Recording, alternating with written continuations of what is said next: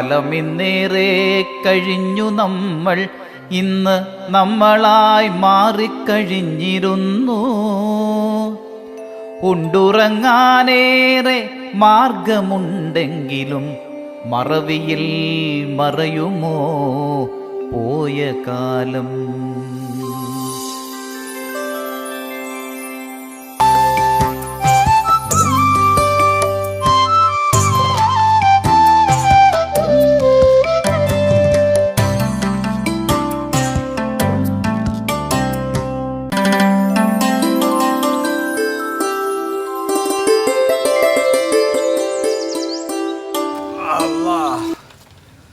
അർച്ചനെ എൻ്റെ കുടിയിലേക്കൊന്ന് എത്തി കിട്ടണം എന്നുള്ള പാട്. ഇല്ല, പളയിലുള്ളതൊക്കെ പോയി. അമ്മേ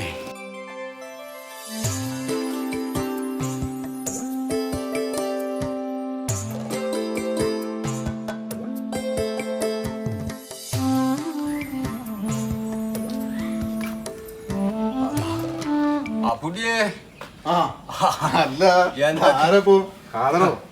ഞാൻ അന്നെ ഒന്ന് കാണാൻ വേണ്ടി പോകണ്ട. അന്ന് ഇജ്ജ് അവിടെ വന്ന് പോന്നതിന് ശേഷം എനിക്ക് പിന്നെ ഇങ്ങോട്ടൊന്ന് വരണം എന്നൊരു പൂതി. ആരും ഇല്ല ഇവിടെ? ഇനി കേറണമൊന്നുമില്ല. ഒന്നാമത് ചൂട്, അതിൻ്റെ അകത്ത് നല്ല ചൂടുണ്ടാവും. ഇജ്ജ് അവിടുന്ന് 2 കസേര എടുക്കാൻ പറഞ്ഞ. 2 കസേര എടുക്ക്. ഇതാര് കാതർക്കേ? ഞാൻ കുറച്ച് പണിയിലായിരുന്നു, കാരണം കണ്ടില്ല. എന്താ കുടിക്കാൻ വേണ്ട?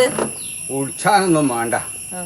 അപ്പുണ്ണിയേ കൂത്തിരിക്കേ, ഞാൻ ഈ കൈ കൗത്ത് കയറി ഇരുന്നാലും ശരിയാവൂല.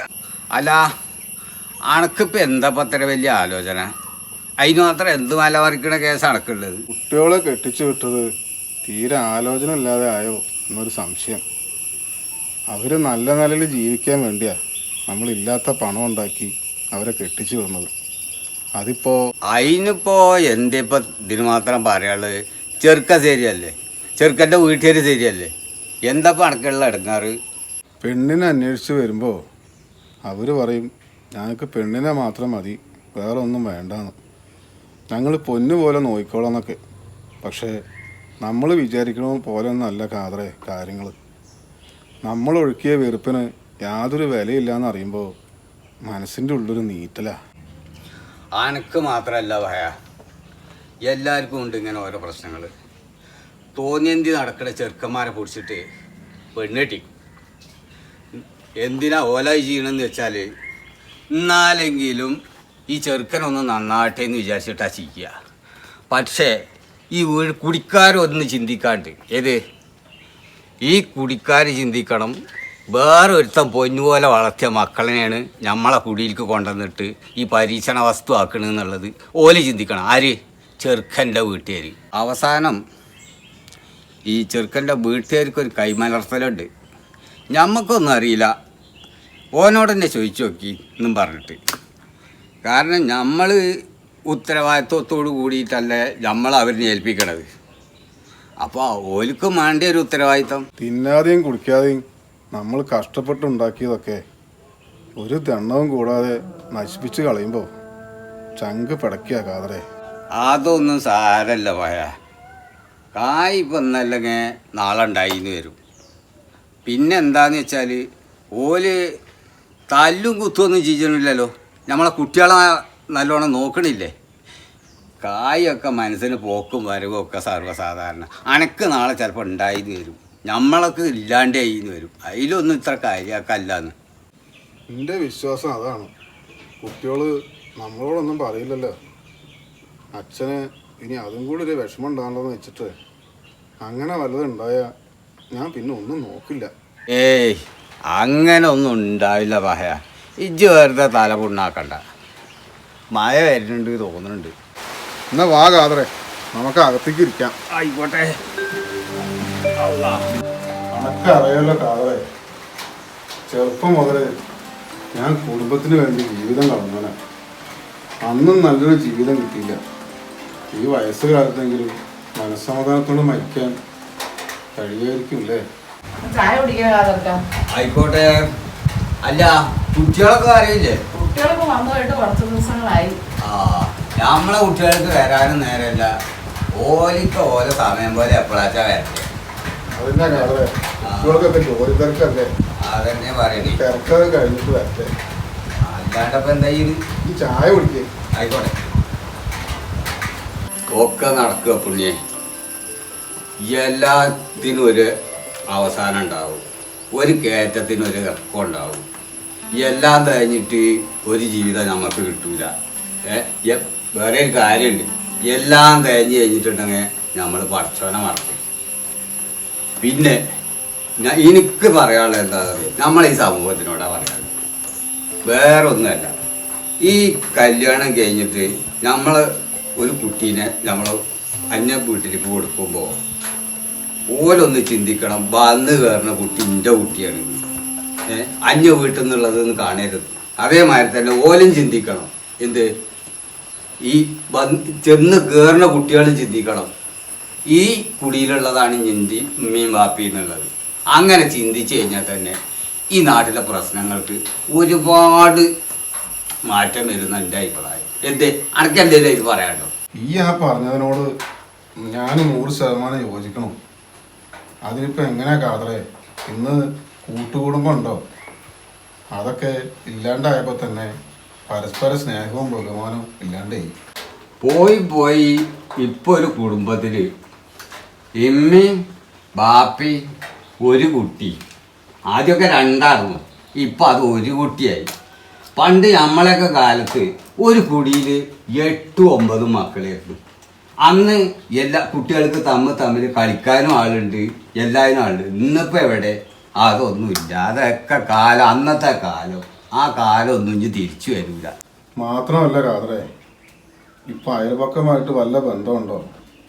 ചുറ്റും മതിൽ കെട്ടി തിരിച്ച് പരസ്പരം അങ്ങോട്ടും ഇങ്ങോട്ടും ഒന്നും കാണാൻ പോലും പറ്റില്ല.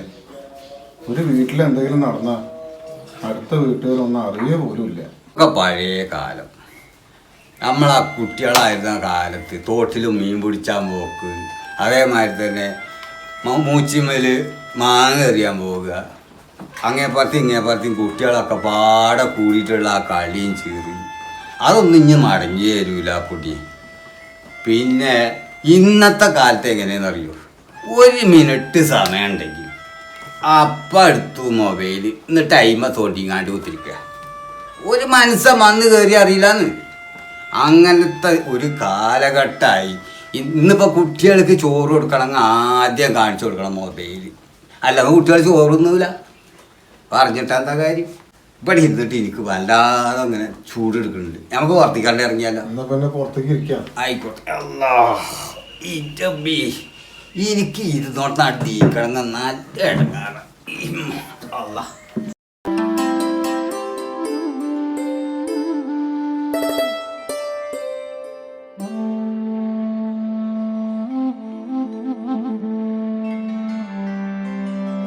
കാതറേ, പേരക്കുട്ടികളൊക്കെ ഒന്ന് കാണണമെന്നുണ്ട്.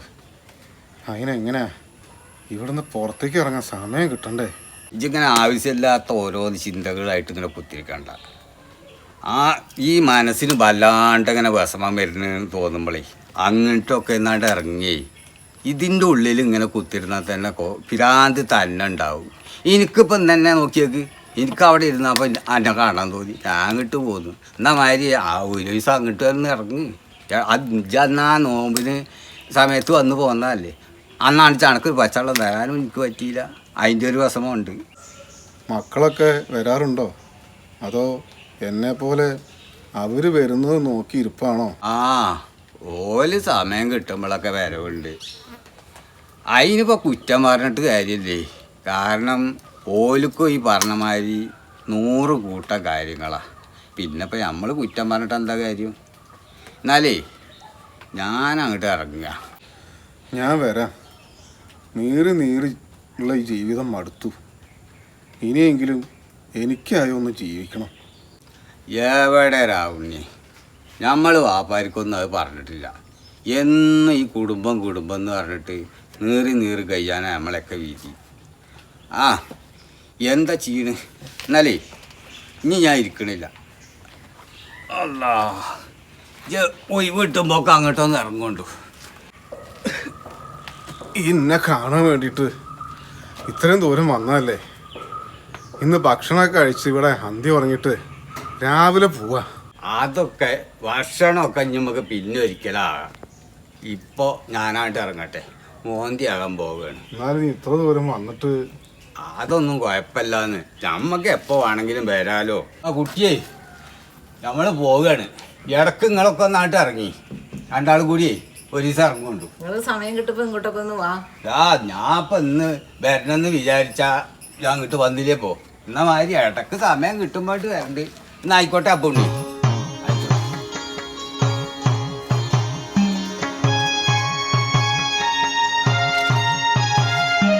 കാലം കടന്നുപോയി എത്ര വേഗം, പ്രായവും ഏറെയങ്ങേറിയല്ലോ. നോക്കി ഇറങ്ങാതെ കൂടെ. അല്ലെങ്കിൽ തന്നെ ഇരിപ്പോണ്ട് വെച്ചപ്പോഴൊക്കെ ഒന്ന് വഴുക്ക് വീണാണ്ടല്ലോ, പൊടിയും കൂടി കിട്ടൂല. മധുരമാർമകൾ തന്ന് കാലമേ തിരികെ മടങ്ങി നീ പണ്ട്. മധുരമാമോർമകൾ തന്ന് നിറമുള്ള പൂവിനെ തന്ന് അന്നു നാം മധുരമാം നോവന്നറിഞ്ഞു.